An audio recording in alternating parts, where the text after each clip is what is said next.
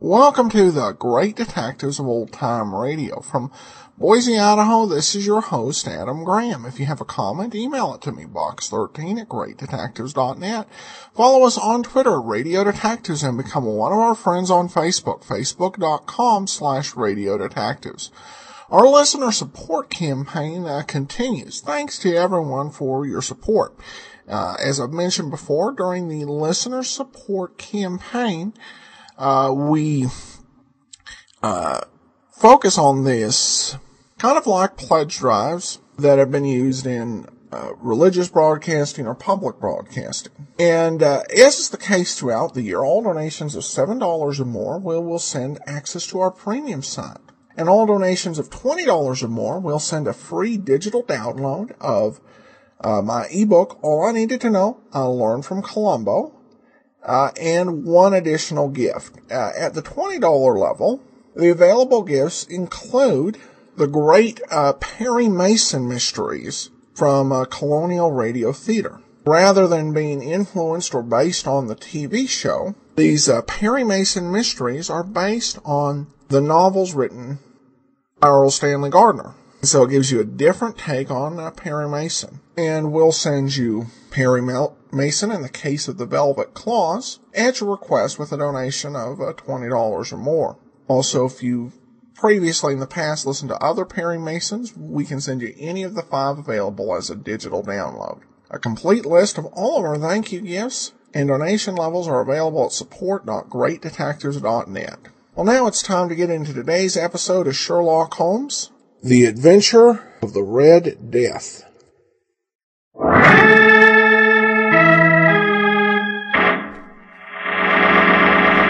From New York City, the makers of Clipper Craft clothes for men and more than 1,200 leading retail stores from coast to coast presents Sir Arthur Conan Doyle's immortal character, the world's most famous detective, Sherlock Holmes, starring John Stanley.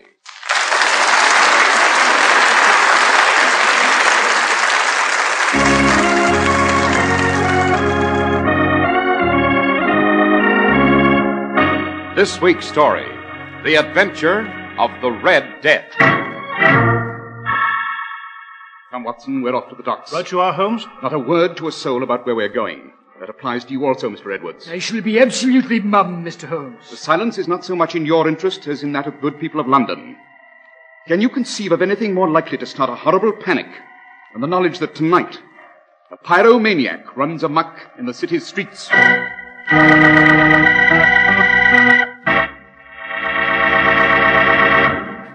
You owe it to yourself to look your best, even in the crushing heat of summer. And that's precisely why you should choose a Clippercraft summer suit. When you wear a Clippercraft suit of special, lightweight construction, you keep cool because millions of tiny woven windows afford such perfect ventilation. You look cool, too, because Clippercraft suits are so perfectly tailored, they retain their crispness long after other suits are heat-crumpled and saggy. From every angle, a Clippercraft summer suit is a fine investment. For only $33.75 to $42.50, your Clippercraft suit will be envied by men who pay much more. Clippercraft is one of the greatest values in America because you benefit from the economies of the unique Clippercraft plan, whereby more than 1,200 independent merchants from coast to coast pool their tremendous buying power. So look better, feel better, and save money. Look for the Clippercraft label.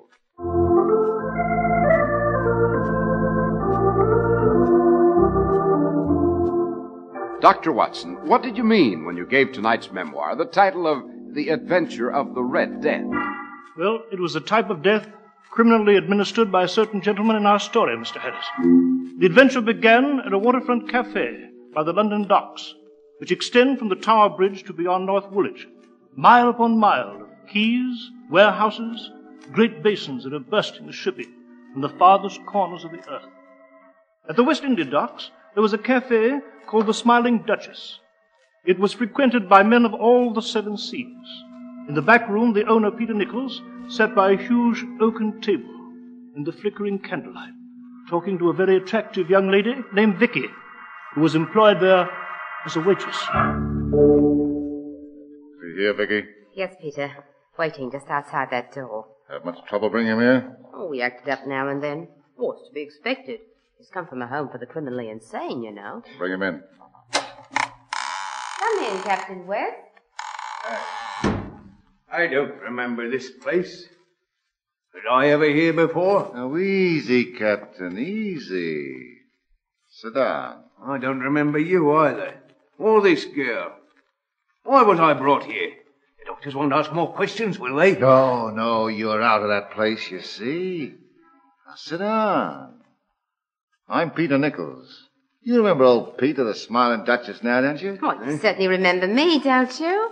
No man that comes here forgets Vicky. I think, Captain, it was just a few years ago. Every time your ship docked here in London, you'd stop by for a swig of rum. Peter Nichols. Oh, yes. Now I know you. You're out of the insane asylum, Christopher West. Can you understand that? Now listen to me. You're free. We got you out. Me and Vicky. You did? We needed you. We needed your talent. So Vicky spoke with a guard at the asylum. I gave her money. She used her charms. The guard let you out and turned you over to her. Ah, I see. I was confused. It happened so quickly. I'd fallen asleep in a cell. The guard woke me up. You're going to enjoy yourself now, Christopher West, the way you like to. We're going to find whatever equipment you need, and you're going to start fires for us. Yes, a fire. They wouldn't let me. Most people won't admit the satisfaction, you know, but I do. Did you ever see how a man's eyes light up when he sees a fire? I want to see things burn, the flames eating away at the guts of the building till it's a black hulk. Where? When do we start the fire? Soon enough. Why do you want me to start it? Do you like to see things burn? Do you love the flames as I do? Yes, Captain West. That's why. There's a warehouse nearby on Cuba Street by the Southwest India Dock Pier. I want to see it burn. That's why we took you out of that awful hospital. I am grateful for that. They wouldn't let me start fires. And when I can't, there's pressure in my head. I can't stand it. We need you. You can start fires so quickly, so easily, so surely. And no one will know. When? Tonight, Captain West. Tonight!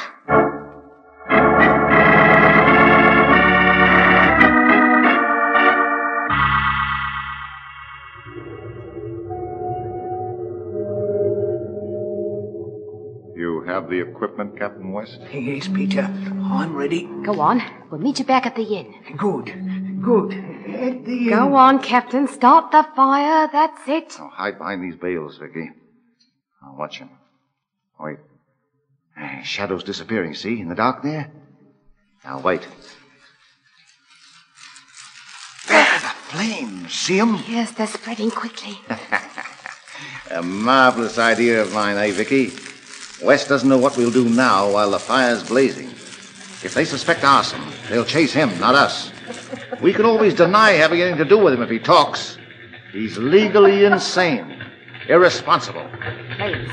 They're furious now. We better leave. We've our part of the job to do now. Come on.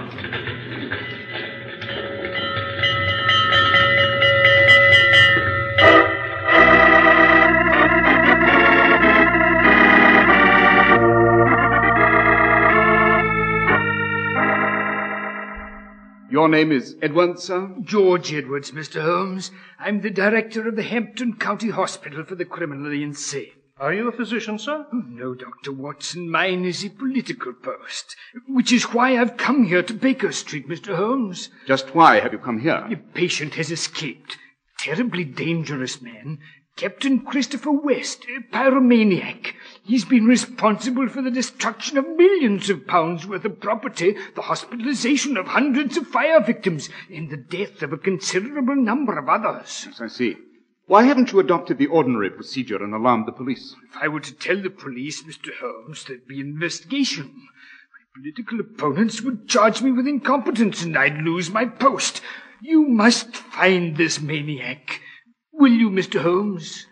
Can you describe this Captain West? I brought our file card, his portrait and characteristics. Yes. Intriguing.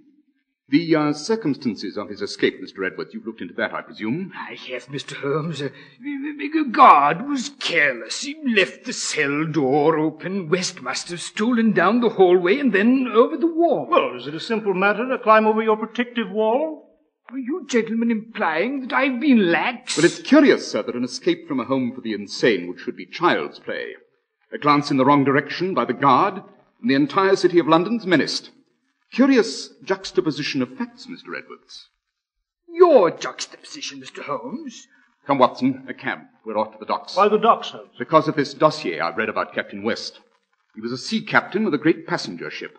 He was ordered to retire by his firm. He refused. When the firm insisted, he became furious. He desired revenge. He set fire to their ships as they lay in the docks. Yes, but I don't see... He found there was an immense satisfaction in creating fires. He became a pyromaniac. Always in the area of the sea. Always a fire that threatened a harbor and the ships at anchor there. We're off to the docks, Watson, and Mr. Edwards. Not a word to a soul. I shall be absolutely mum, Mr. Holmes. The silence is not so much in your interest as in that of the good people of London. Can you conceive of anything more likely to start a panic than the fact that tonight a pyromaniac runs amok in the city's streets?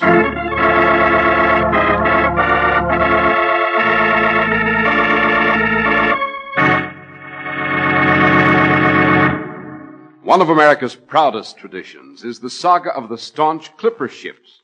These wonderful vessels established honest New England quality everywhere in the world. Today, quality is identified in finer men's suits by the Clippercraft label, symbol of quality and economy, guarantee of finest tailoring and choicest materials. The fine independent local merchant who sells Clippercraft clothes invites you to inspect his great collection of lightweight Clippercraft suits at only $33.75 to $42.50. Compare them with suits costing many dollars more, and you'll agree that never before has there been such value in lightweight summer fabrics, such value in style and workmanship.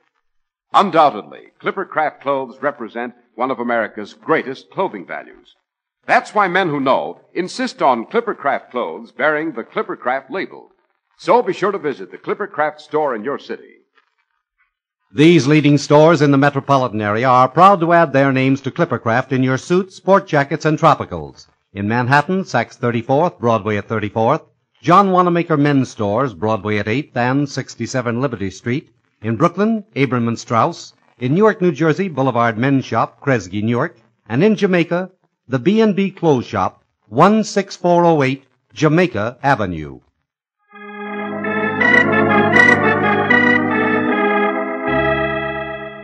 Dr. Watson, you and Mr. Holmes were dashing to the docks of London to find Christopher West, the escaped pyromaniac. Yes, so we were, Mr. Harris. That night our carriage raced across the cobblestones by the edge of the water. As the silhouettes of countless ships passed to our right, London's fabulous docks flew past.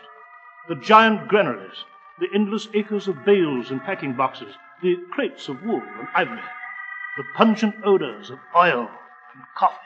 Spices.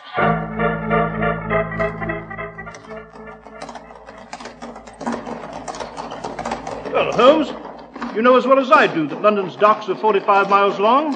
How shall we find this Captain West? He's already announced his whereabouts, Watson. He has? Smoke. See it? Curling up toward the sky from that warehouse on Cuba Street. Well, Jove, he's been here, and at work, too. Evidently the fire's been extinguished. We shall steal into this warehouse and see what we may see. Stop here, driver. Step down, Watson. Yes, all right. Keep the change, driver, and wait here. Now, let us hope that this smoldering ruin's been abandoned except for a watchman or two. Then we may examine this warehouse without incompetent meddling from the police. Careful, Watson, it'll be extremely dangerous. Yes, rotting wood, loose beams, this blasted smoke. Yes, keep your handkerchief over your mouth. We shall proceed very quietly into this wreckage. Slowly, carefully. The maniac may be hiding here.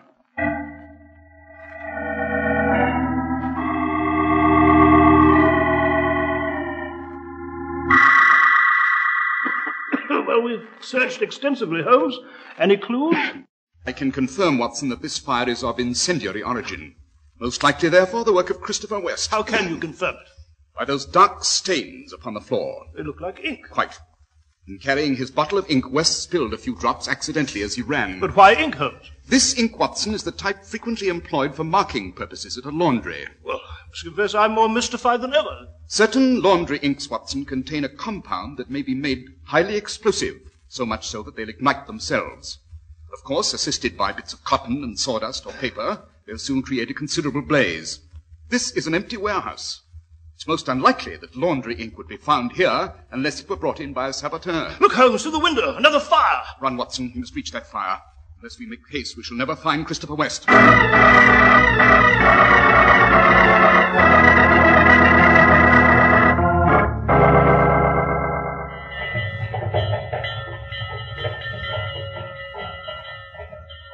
there goes the last of the firemen, Holmes. They've managed to extinguish the second blaze. There'll probably be a third shortly. Yes.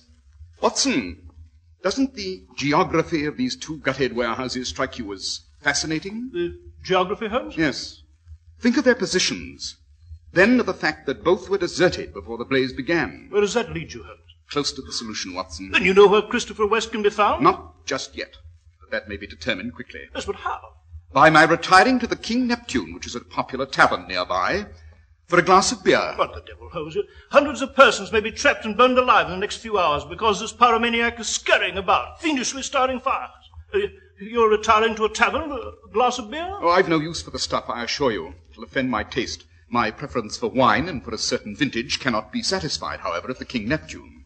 Therefore, I must drink beer. Wait by our carriage, Watson. I shall rejoin you shortly with the exact site of Christopher West's next attempt.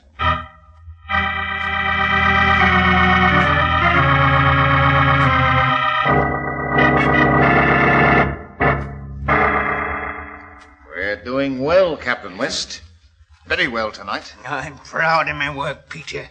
Did you see the last warehouse? Like a great candle in the sky. Let him start another fire, Peter. Just one more. We need one more. That's foolish, Vicky. The fires so far will appear to be accidents. At least till we've taken care of our end of this business. We haven't enough, Peter. I want a bit more. A third fire'd be too much. You're greedy. You should be content. Greedy, am I? After all these years as a grubby waitress, putting up with anything those drunken sailors did just to sell another glass of beer? Oh, no, Peter. You've a fine idea we're going to see it through for all it's worth. Greed's been the ruin of more than one, Vicky. Will you let him start one more fire? If not for yourself, then for me. Oh, Peter, we can go away together. You, do want to be with me, don't you? All right. Then we get out. Out of London, out of England. That's it. Do you know where the next fire should be? I do. Come, Captain. There should be more fires, Peter. Many more. No, I'm like an artist who hasn't finished an exquisite painting. Now, this way. Quietly and hurry.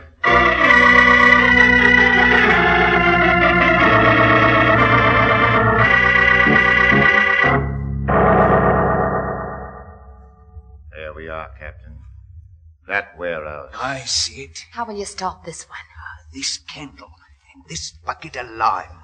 Both will leave no trace. They'll be destroyed. I take the candle so, and with one delicate stroke, the magnificence of a great fire is born.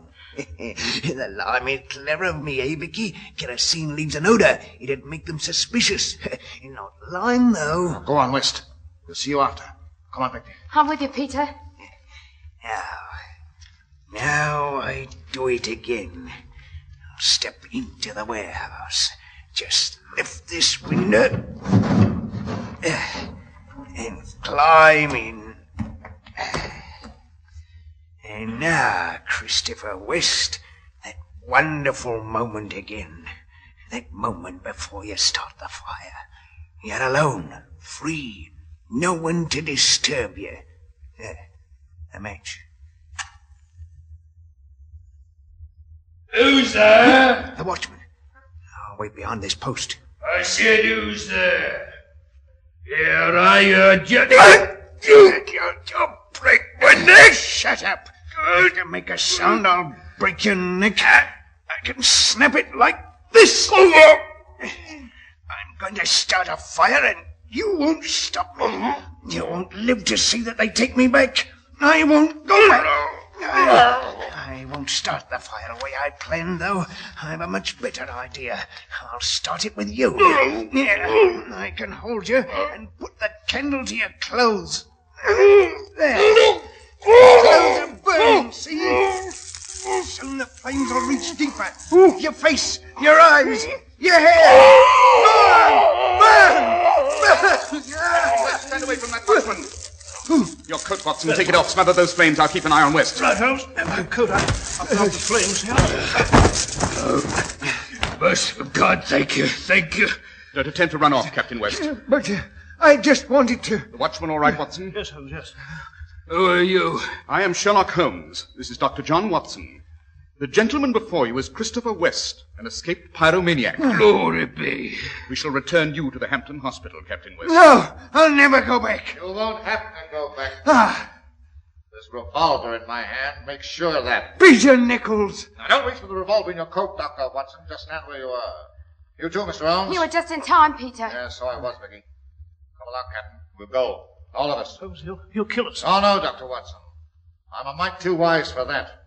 You see, if I know if they ever catch up with me, I'll serve time. I won't hang for murder. You'll serve time, Peter Nichols, for robbing the warehouses adjacent to those where you had West start the fires. Perhaps the robberies haven't been discovered yet, eh? The silks, the perfume, the furs you plan to take during this third fire? They'll have to catch me first, Mr. Holmes. Come on, Captain Vicky. Let's get out of here fast. Run, Vicky. Run. Right behind you. Don't try to follow us. Let's go after them, Holmes. Don't budge, Watson. He might change his mind and shoot. Just wait. Now, Watson, your revolver. Take it. If they want to play hide-and-seek in and out of these countless crates and bales along these docks, we'll play their game.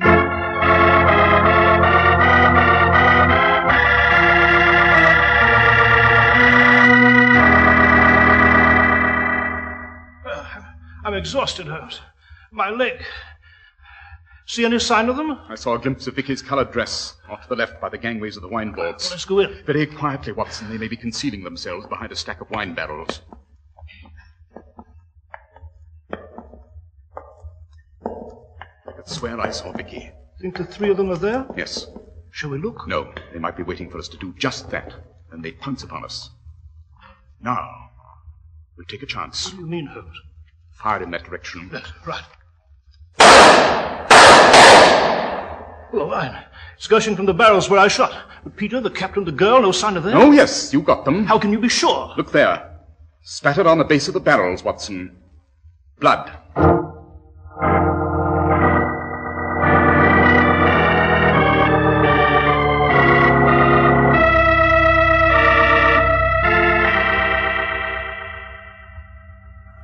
Well, Holmes, before you light your pipe and relax into one of your typical Baker Street reveries, from which I do not dare to disturb you, tell me, how did you know Christopher West would be at the particular warehouse where you found him?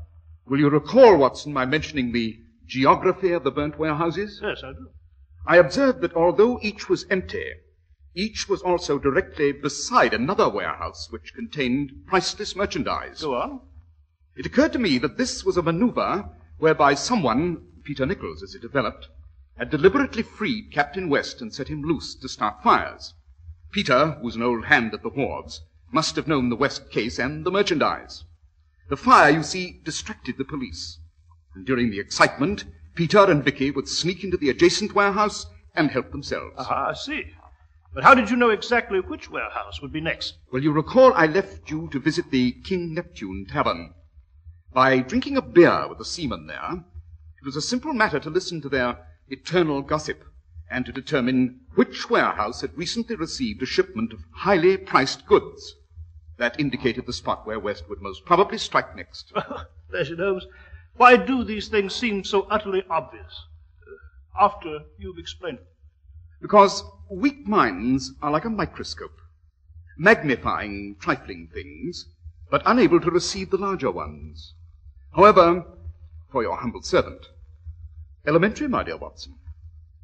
elementary.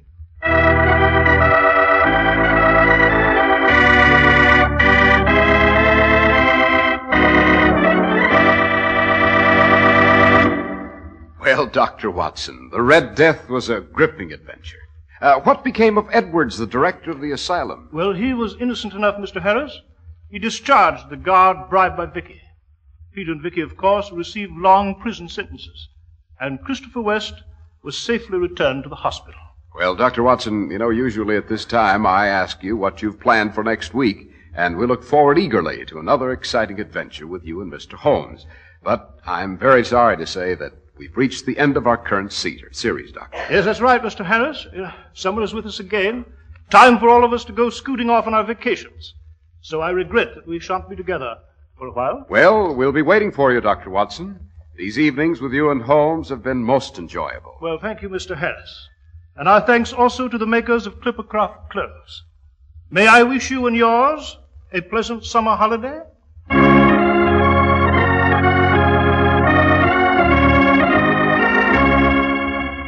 The makers of Clippercraft clothes and more than 1,200 stores from coast to coast have brought you the last in the current series of broadcasts featuring the world's most famous detective, Sherlock Holmes. Our stories were based upon the character Sherlock Holmes created by Sir Arthur Conan Doyle. Sherlock Holmes was played by John Stanley and Dr. Watson by George Spelman. This week's story was written by Howard Merrill with special music by Albert Berman. If you don't know your Clippercraft dealer, write Clippercraft, 200 Fifth Avenue, New York City. And this is Cy Harris speaking for Clippercraft Clothes.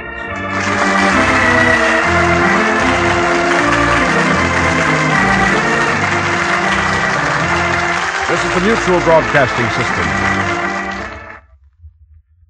The most comfortable shoe sole in the world. The Neolite sole. Light. It's light as leather. Smart. It's smart as leather. And wear. It outwears leather 2 to 1. For men, women, children. Get the Neolite sole. Step on it. WOR, New York, 710 on your dial. Welcome back. Not to nitpick Holmes' solution too much, but I kind of wonder what would have happened if the warehouse he had named had a bunch of warehouses around it. It might have complicated the conclusion of the case. But at any rate, that brings to a close the John Stanley run as Sherlock Holmes. And program would be back next season with ABC and a different sponsor, but I believe one that'll be familiar to some of our long-time listeners. With that, let's turn to listener comments and feedback. Received an email from Kevin, says, "Hi again, Adam. I hope just because it seems you are reading fewer listener comments these days, that doesn't mean you are getting less of them. But I know how one can get busy and not always take the time to write a note, so I'm trying to catch up a bit." Well, thanks a lot, Kevin. And I try to read everything we get, so there's been a decline a little bit. And I will say the Dragnet podcast tended to get more comments than the detective podcast in terms of email and such, even though there was only one episode of that a week. He continues, as you know, I've been enjoying your podcast for quite a while. Thank you again for all the time and work you put into them. I very much enjoyed not only the shows, but your commentary as well. The last 2 A Life in Your Hands episodes contain something I'd never heard before. Any idea why the phrase, "this is a partially transcribed by Bell Production," would have been used? I suppose Bell would be the telephone company who provided network lines and transcription, perhaps. But why the need to indicate partially transcribed in this case? As to that, I've never heard Bell referred to either, but I know they provided services, unless I'm completely off base about who Bell is referring to. Well, I'm not sure myself, but I don't think it'd be the telephone company. Bell, I think, is a common name, and production company as opposed to a telephone company. Partially transcribed is kind of an interesting state of affairs, where part of the show was pre-recorded and part of it is handled live. I guess there could be some convenience for that, depending on the schedule of Carlton Goodell. I suppose it's possible they could have recorded the scenes involving the murdered man, and that part would have been transcribed, but the part with Carlton Cadell may have been actually performed live. Or, as Jimmy Durante would say, vice versa. There was a similar label on early television shows. I've watched a lot of episodes of CBS's Climax. And they had one episode where they said that part of it had been pre-recorded. So part of it live, part of it recorded, I guess, based in that case on the complexity of the scene. Kevin continues, although I'm having difficulty with the Stanley Spellman series of Sherlock Holmes, I'm still amazed at how well Spellman, i.e. Wendell Holmes, does it playing British. I became familiar with him through X-1, among other things, and this is quite a different role for him. I still wonder, though, if I would have liked both of them much better with someone else doing the writing. All the same, thanks for plowing through and presenting them to the end. I sometimes get the feeling that everyone involved in the show, from announcer to actors to audio engineers, writers, even Alfred Berman and his music, were really getting tired of Clippercraft and its dictates.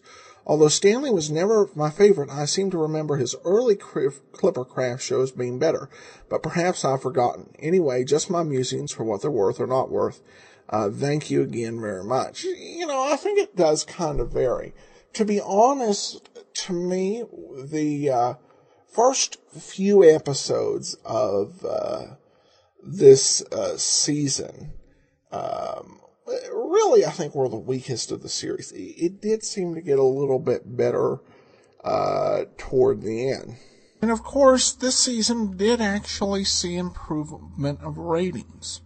The 1947-48 series with the earlier Sherlock Holmes stories pulled in a 5.3 Hooper rating. This season was up to 6.6. Nowhere close to the 10.9 it enjoyed the last season that Basil Rathbone was on the show. Or even the 8.5 when Nigel Bruce remained behind with Tom Conway. But certainly an improving number overall. And I guess a gentleman had emailed us about advertising on the show, and Sherlock Holmes actually is our most downloaded series, despite all the issues with writing, etc. And there was also that award received from the Baker Street regulars in the United States. There was some popularity for it, but I couldn't help but think there might be something to it on some of these programs, because, you know, you're in New York, you have Broadway, you have so much quality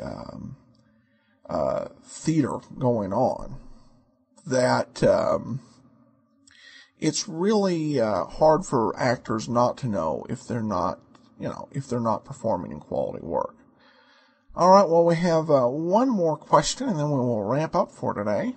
Greg asked, regarding my page, the big list of detective shows, I really want to know how you labeled this posting the big list of detective shows. Well, Greg, you take a look at the list of radio detective shows. It is both exhaustive and exhausting. And so many on that list. I wanted to convey that this is, a huge list. There are a lot of shows there. A lot of shows we're considering doing. A few shows we've decided would rather not deal with. And so, thus, the big list of detective shows is born. You can take a look at our current big list at biglist.greatdetectives.net for a list of all the shows that we're doing, not doing, thinking about doing. Got to listen to more episodes, and really that got to listen to more episodes category has gone down to some shows that have relatively few, 2 or 3 episodes out there. And I'm kind of savoring them because I almost hate the idea of, okay, I've listened to and I'm aware of every radio detective show in existence, because that means no more to discover. So that list of, shows is slowly dwindling as we add shows both ways. All right, well, that'll do it for today. We will be back tomorrow with yours truly, Johnny Dollar. And then join us back next Thursday. We will have a new Sherlock Holmes and Ben Wright. In the meanwhile, send your comments to box13 at greatdetectives.net. Follow us on Twitter, Radio Detectives, and become one of our friends on Facebook, facebook.com/Radio Detectives. But from Boise, Idaho, this is your host, Adam Graham, signing off.